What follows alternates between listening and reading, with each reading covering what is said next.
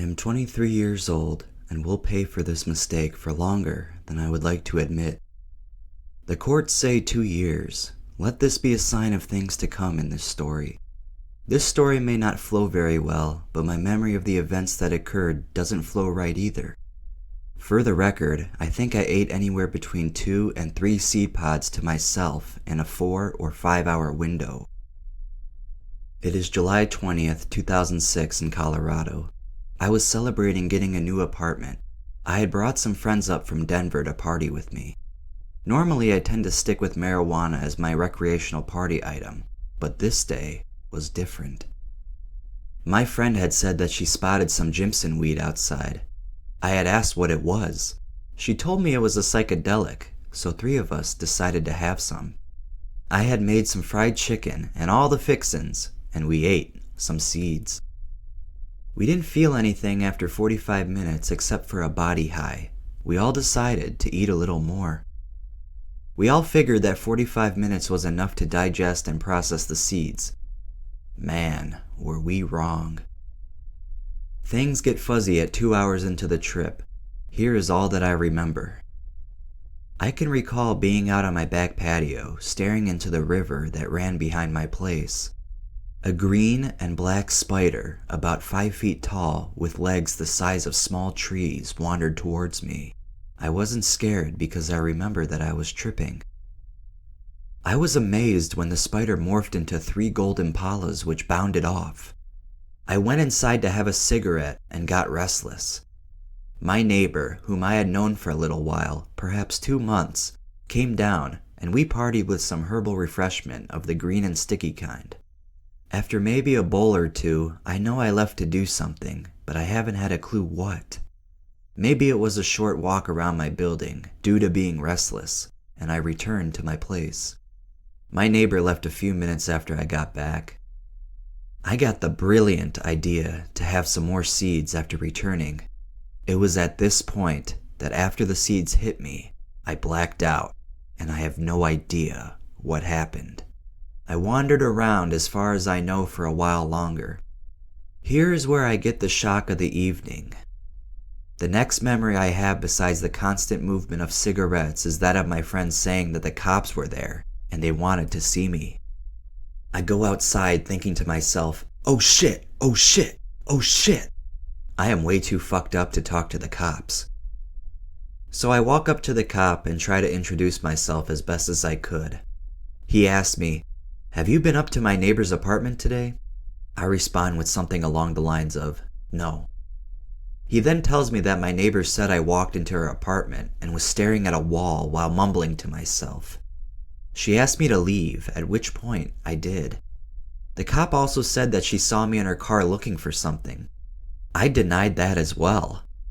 That didn't matter to the cops because the soberish neighbor says that I did and she wants to press charges. I was told from the police when I was sober that during the ride to jail from the back seat, I was singing, "We're going for a ride! We're going for a ride!" While in jail, I remember EMS checking me out. They said I was with it mentally enough that I was no longer a danger to myself or anybody else. My vitals were fine, so they allowed me to deny treatment and a trip to the hospital. My pupils were blown and my pulse was slightly fast, but other than that, I was fine. Such bullshit though. The truth of the matter was I was farther from just fine. I was farther than anyone could have thought. I sat in a fucking chair for a whole day, talking to imaginary people and real people alike. Everybody must have thought I was crazy.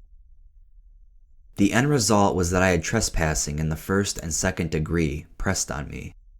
I went to jail to detox until I bonded out, I think 3 days later.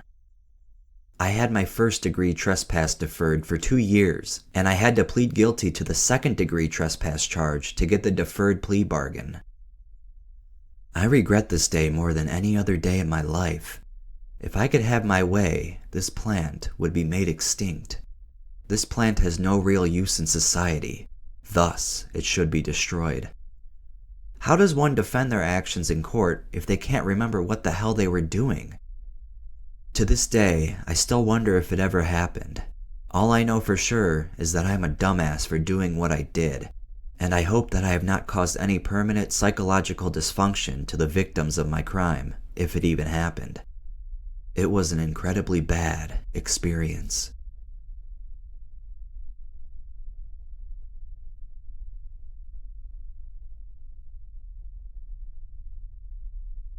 During a senior graduation trip to Myrtle Beach, South Carolina, I knew I wanted to party with my classmates, but I'd never been one to drink alcohol. Instead, someone I considered a friend had offered me seeds which were claimed to be from a morning glory plant, and I planned to perform a crude LSA extraction.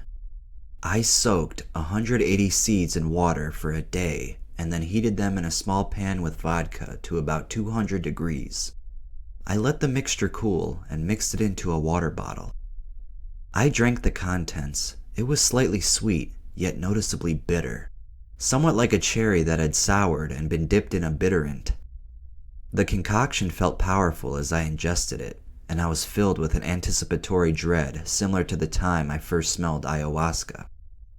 I was in the passenger seat rolling a blunt on a frisbee as we drove to the main street in North Myrtle Beach on a pleasant Monday in June 2009. The car stopped as we arrived at our destination, and I essentially collapsed out of the passenger seat, spilling the contents of the frisbee on the sidewalk, all while a marked police car was 2 parking spots ahead. Although the officer was getting out of his car, he seemed not to notice, and I was ushered into the house. My vision closed in as I was walking up the wraparound porch steps to the 3rd-story beach house. This was my last memory for almost 48 hours. The rest of the story has been corroborated by multiple friends, witnesses, and the police report. My behavior was consistently inappropriate and hostile. I was forced to leave the house party, and some friends took me to a hotel lobby bathroom to hide me and try to communicate with me. I escaped the bathroom, but I could hardly walk and laid down on the hotel lobby floor. The front desk attendant stated he would call the police as I was drunk and disorderly. Someone threw a 2-liter bottle of soda from a landing a few stories up that almost hit my head, and when orange soda exploded all over the lobby floor, we were chased out of the hotel. At this point, my friends left me, and I was told I wandered onto the beach sometime after dark. The police report states that I was standing in the middle of the main drag in my underwear, soaked with seawater, directing traffic while holding a dead fish that I must have found in a chum bucket on the beach. I was arrested by Officer P, and while I was sitting handcuffed on the curb, I slurred, "What did I do, officer? Did I get you pregnant?" Apparently there are some sexual overtones to this drug. It was at this point that she miraculously realized that I was not drunk, but in fact poisoned and in immediate need of paramedics. I was transported to the hospital and given antipsychotic medication, of which I unfortunately can't remember the name, but it absolutely saved my life. The first glimpse of consciousness I had was waking up in a bright hospital room with a catheter and IV lines. I must have removed these because the next thing I remember is running down a hallway in my hospital gown and swinging open exit doors. I made it a few hundred feet into the parking lot before security apprehended me and escorted me back to my hospital room. Apparently, I made other attempts at escape until I was handcuffed to my bed and an officer or nurse was directed to watch me around the clock. After some 2 days in the hospital, I convinced the staff that my drink had been spiked, and no charges were filed against me as I had no other drugs in my system. Thus, the hospital classified my episode as an accidental poisoning. I also convinced them that I was no longer hallucinating. Our class president came and picked me up as I was discharged from the hospital on Thursday. I was convinced there were strangers in the back seat of the van and opened the door in order to jump out of the moving vehicle. My friend restrained me, pulled over, and graciously let me inspect the vehicle before continuing to drive me back to our campsite. I saw countless animals and people that did not exist for the next day. Although my consciousness had returned, my sanity had not. I ran from imaginary creatures and hid behind trees, crawled under cars, and sobbed in my tent. I swam in the ocean and shrieked on the beach when I felt I was being attacked by a flock of imaginary birds. My antics were primarily confined to the time after sunset because direct sunlight was incredibly painful to my eyes. By the 5th day, the hallucinations had ceased. I went out on the last night of this week-long bacchanalia with the friends that had, for the most part, ensured my survival, until they were fed up with my antics and let me roam a dark beach while experiencing true delusional hallucinations. That night, I heard endless accounts of my actions. I actually ran into my arresting officer on the sidewalk, and she asked if I was feeling better. If someone claims to have identified a plant that contains LSA such as morning glory, be aware that it could be in fact a deadly Datura seed pod. Since this trip, I have gone on to study botany and horticulture, specifically plant toxicity as it relates to pest control. I wrote a research paper on Datura and have participated in clinical studies of actual psychedelics. I will never, ever ingest a nightshade again.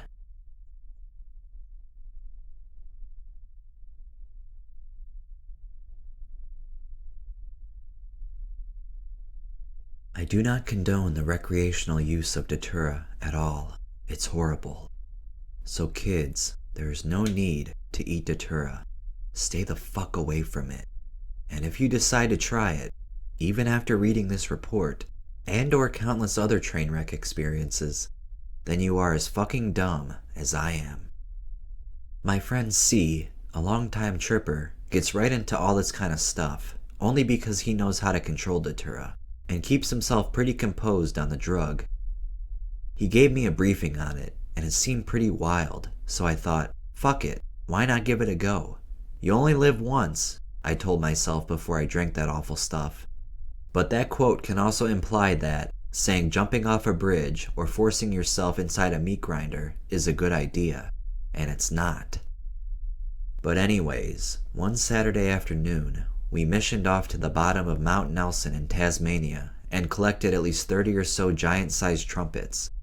We took them home later that day to our share house. Before we got on it, we were confronted by I, one of the wisest Indian trippers you'll ever come across. He told us we were dumb fucks in a bid to deter us from the use of Datura. However, I did not give heed to his words of wisdom. Next thing I know, we put all 30 of the flowers in a giant pot and simmered it in boiling water over the stove until all the flowers looked like soggy spinach. The smell was pretty awkward. I sat in the kitchen watching the stuff boil, and I could have sworn I was actually getting dosed up on the fumes. I was stoned at the time, meaning my senses were most probably tweaked. My mates C, R, B, and myself poured the tea into giant cups once it finished brewing. We moved to B's room because it was the warmest and sat around the sacred tea. I was afraid to drink it at first, but B, R, and C got right into it. About 20 minutes later, I was eventually pressured into sculling my share. Immediately after I sculled this shit, B began to talk about how uneasy he was feeling. 30 minutes later, B had already come all the way up. The Datura had taken away his ability to speak. He stood up and looked around the room with great concern.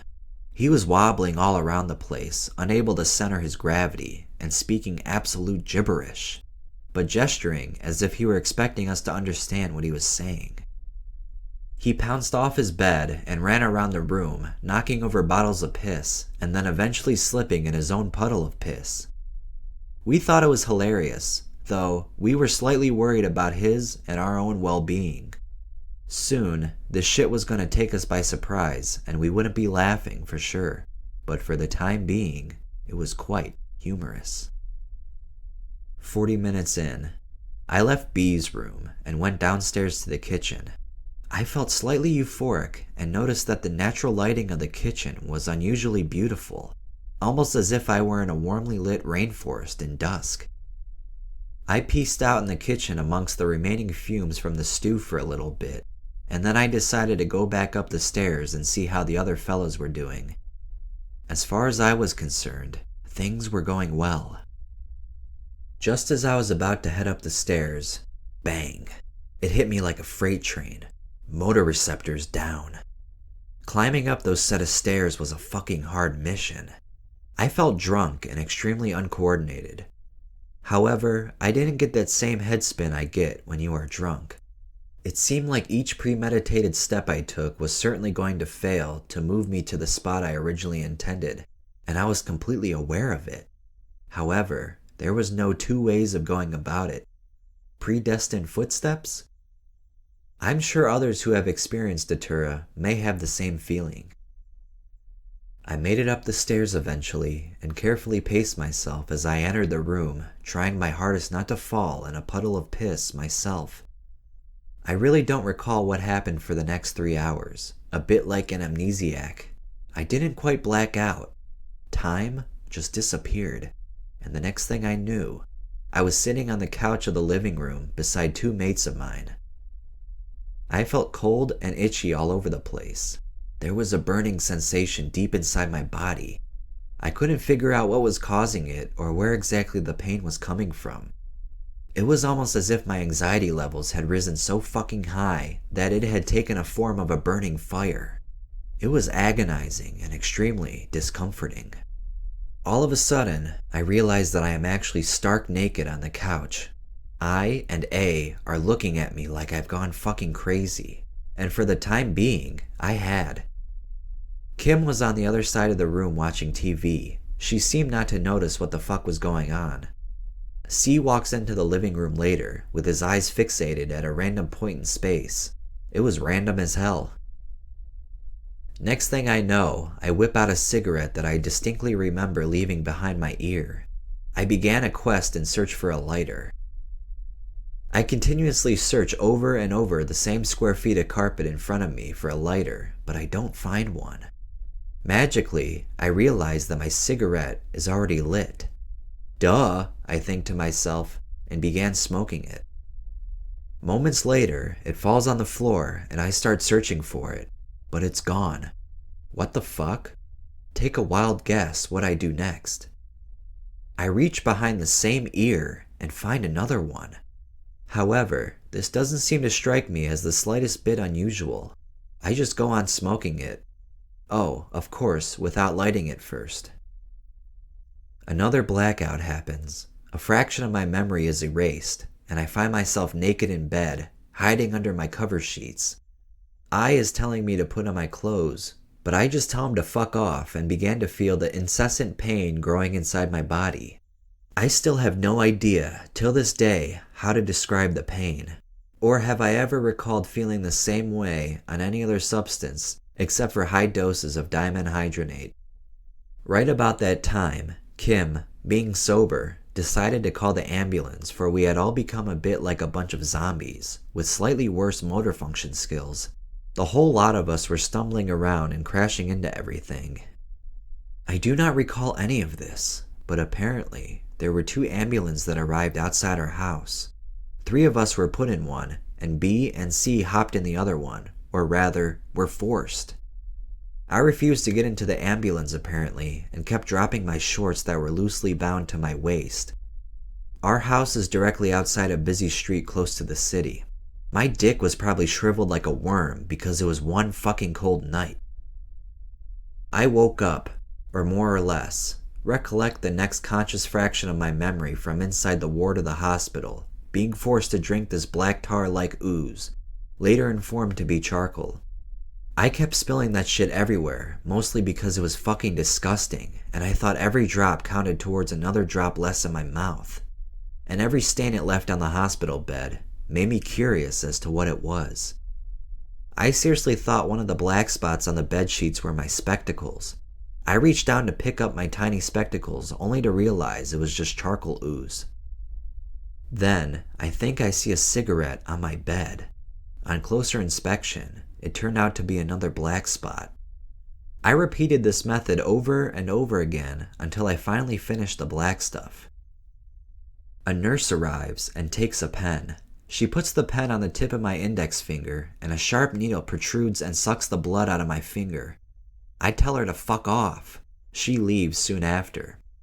I take a close look at my finger, but there were no blood stains, no needle entry visible. I began to wonder if the nurse was real. From this point onwards, things get really fucking weird. I get up off my bed and search through all my drawers on my study desk in my room at home in search for my glasses. No luck. So I turn around and rummage through my bedside table. I can't find them anywhere. All of a sudden, I realize that I am actually standing in front of the wall in the hospital while feeling up the plaster with my hands. The doctor comes around and sits me on the bed again and tells me to get some rest. I get up straight away and start running for no logical reason, but I stumble and make a scene while laying naked on the floor after my shorts dropped off in the process. I get aggressive and push past the doctors. That's when the security was called and a bunch of them crowd around me and force me back on my bed. I start throwing accusations at the doctors with no actual basis for about what seems to be 20 minutes and continually resist their arrest with serious lack of coordination. I try to punch them all, but my arms feel like a floppy gelatinous rope. They overcome me with ease and throw me inside solitary and tell me they won't let me go for as long as it takes for me to settle the fuck down. They said if I don't make a scene for 15 minutes, they will take me out of solitary. The door shuts and then I begin to yell for what seems to be hours and hours for a reason unknown. I began to search for a way out like some sort of heroic escape artist. I look under the gap of the door and try to squeeze under it, but it doesn't work. I search under the bed for a secret trap door about a dozen times, but every time, I fail. And then I repeat the same process immediately afterwards. I try kicking the solid door a few dozen times until my bare feet are sore. I then think I found the way. I look up and notice the vent between the lights on the ceiling. I climb on top of the bed and jump like a monkey, trying to grab hold of the cheese grater-like vent. When that didn't work, I finally gave up hope and sat myself down on the bed. It felt like I had been inside there for years. My thoughts begin to race. I think that I have done some seriously bad crime, eaten the bad fruit, and this was my punishment. Solitary confinement for the rest of my existence, which to me at the time meant eternity. Those thoughts made me angry, so I yelled for a while until I felt tired and eventually settled in the bed. It was truly uncomfortable, almost like a bed of nails. I'd rest assured on a bed like that any other day, like a sleepy lion. The delirium begins to kick in hard at this point. My girlfriend at the time suddenly appears next to me. I begin to talk to her and tell her that I am so glad she is here for me. Quite sadly, our conversation is short-lasting, and her body dissolves and shrivels into the shape of a black furry object. I look closely and inspect it for a moment, then realize it was only my black jumper. The weird thing is, as soon as I convince myself that I am hallucinating, reality slowly evolves, as opposed to the opposite tendency in many normal, delirious states, where reality jumps out at me, and then I register that I am hallucinating. Datura seems to grant me the potential to control my hallucinations to whatever I please. However, my mind registers information at a slower pace than visual observation, so I have to be super aware that I am under the influence of tropane alkaloids and that the hallucinations are just mind-induced in order to not be freaked out or more or less to enjoy the visual and metaphysical interaction. Soon after, another ghost of my past visits me, a good friend Andy. Andy doesn't say much because he normally doesn't say anything at all. He sat there on the bed looking at the ground, hardly noticing my presence, like he normally does. He always wears a black jumper. I call out to him as if he is on the other side of the road. He doesn't respond. As soon as I predict that he is just another hallucination, reality hits me like a very slow crawling turtle. This time, I predict his body is just going to shrivel up and turn into my furry black jumper again. And voila, I didn't even need to inspect it 3 times, learning all over again. Datura makes me feel a bit like a monkey placed in a scientific observation room undergoing a trial and error test, with Satan as the scientist. I lay down and stare at the clock on the other side of the room. It says it's 4:30. I'm rather confused as to whether or not it's early morning or late afternoon. Suddenly, it occurs to me that it is my mother's birthday and I must be somewhere at some time. Her birthday was really a week ago, but I forgot. I begin to pound at the door and yell at the passerbys through the small slit of the reinforced glass on the door. A police officer walks by, looks at me, then continues in his direction, and soon vanishes. Doctors, nurses, and many other official-looking staff pass the hall like it's rush hour in a busy street. They all vanish eventually, and I constantly fall for it, yelling at each and every one of them to let me out of the prison I was in. I look outside and there is a window. Outside it is bright and clear daylight, and nice bushy trees and flowers line the windows like a garden. I take a step back and look at the clock on the wall, but it's not there anymore.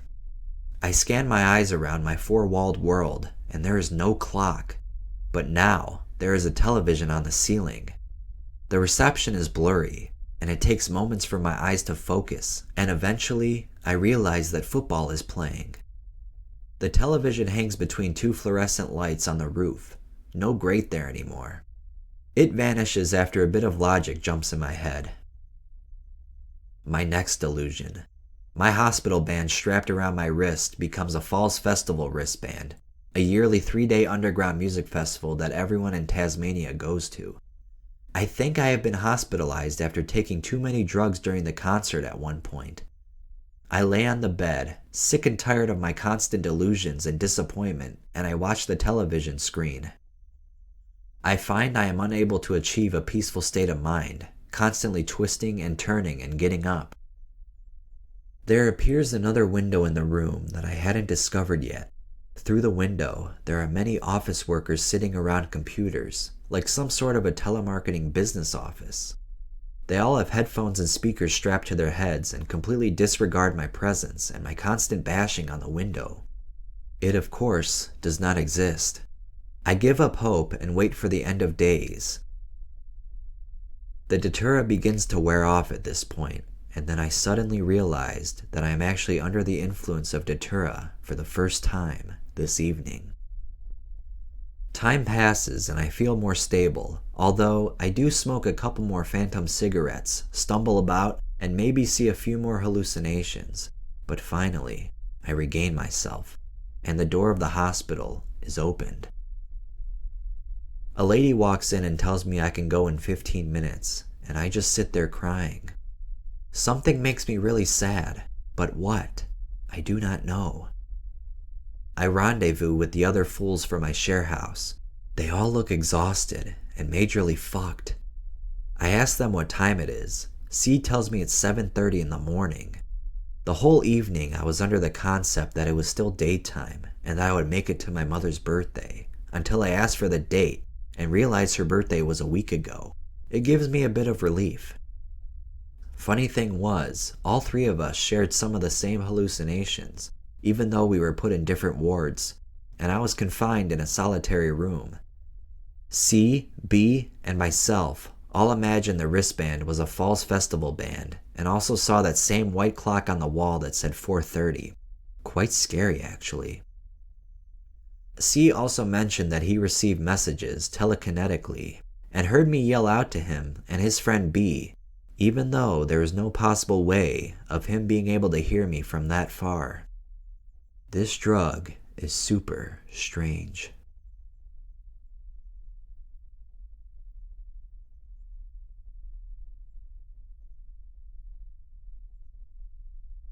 I am writing this in the hopes that it will prevent someone else from severe injury. This is not a report of how I am affected by the drug Datura, but my nephew, who is in very, very bad shape. My 16-year-old nephew is currently in I.C.U. and still, after 36 hours, is incoherent and nearly comatose. He hasn't recognized any family members or his surroundings since this started. His pupils are dilated nearly the size of dimes. He is apparently living in hell, as demonstrated by his horrified facial expressions of bulging eyes and uncontrollable trembling. He is continually doing sporadic mumblings with paranoid darting eyes and scanning around the room, looking at what we can only imagine. It is very obvious that he is experiencing true terror and horrific scenes of a hallucination.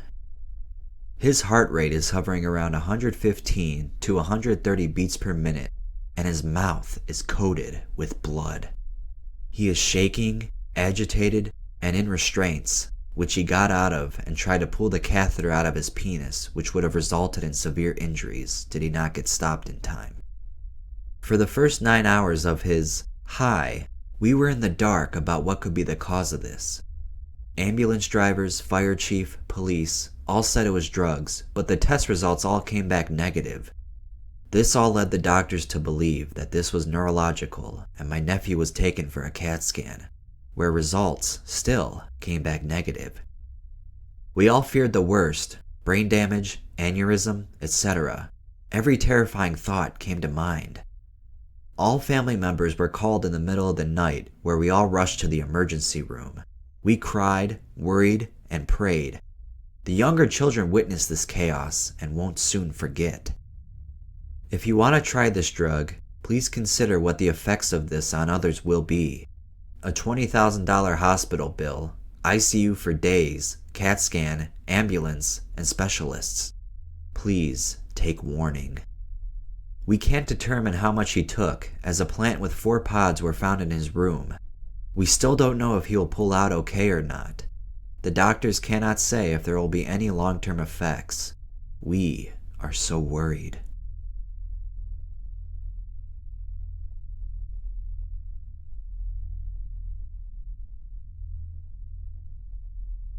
My Datura experience can't be described in just a few words. It's a very intense drug. You completely lose touch with reality. It's something I did once and will never do again. Datura is nothing short of a deadly poison. Me and a friend found Datura growing in his front yard. We tried drying and smoking the leaves, which gave a slight sleepy and disoriented feeling. Not satisfied with these results, we decided to ingest it. We broke open 5 seed pods, each which contained about 200 seeds, and crushed them in a mortar and a pestle. This turned into a gloppy paste. We then boiled it and strained it, which we jokingly named moon tea. I'm not sure of the amount we took. I'm guessing 4 cups each. Nevertheless, we split the tea in half and guzzled it. The last thing I remember is falling asleep in my friend's driveway. Yeah, in the gravel. Tony, my friend, and I were hallucinating to the extreme and laughing uncontrollably at everything. I told Tony I was going home, but instead, I followed him into his house and sat down on the living room couch. I switched back and forth between chairs and couches. Then, I began screaming at Tony's parents, saying things like, "I need something to crush my drugs on," and "Lynn, where's my razor blade?" Tony's father asked what I was doing, and I replied smugly, "I'm discussing court matters with your son." I began unscrewing salt and pepper shakers and dumped them out on the floor, giggling. Datura is a deliriant. In your mind, you're acting completely normal, but nothing you do makes any sense at all. There's no way to control yourself when you're tripping. Less than an hour after we ingested it, Tony and I were taken to Medina General Hospital. My dad literally had to drag me inside the emergency room. I was yelling, I'm fine," and laughing feverishly. We waited 45 minutes before I was wheeled to a hospital room. It took a doctor and 3 nurses to strap me to my hospital bed, where they stuck 5 IVs in my forearm, put electrodes all over me, and hooked me up to an EKG machine. My heartbeat was 180, my breathing 3 times faster than normal. They undressed me and made me wear a backless hospital gown. The only time they unstrapped my legs and arms was when I went to the bathroom. I ran out into the hallway with my ass hanging out and 1 sock on. The nurses basically tackled me and strapped me back to the bed. All that time, I had no idea what was going on. I was totally in my own world. To absorb the poison in my system, they forced me to drink liquid charcoal. Tony was in the hospital room next to me. He actually cooperated and drank his charcoal. Let me tell you, it is the most disgusting thing I have ever tasted in my life.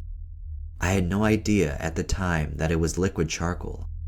I was hallucinating so badly, I thought it was Tony making me chug a bottle of Jägermeister.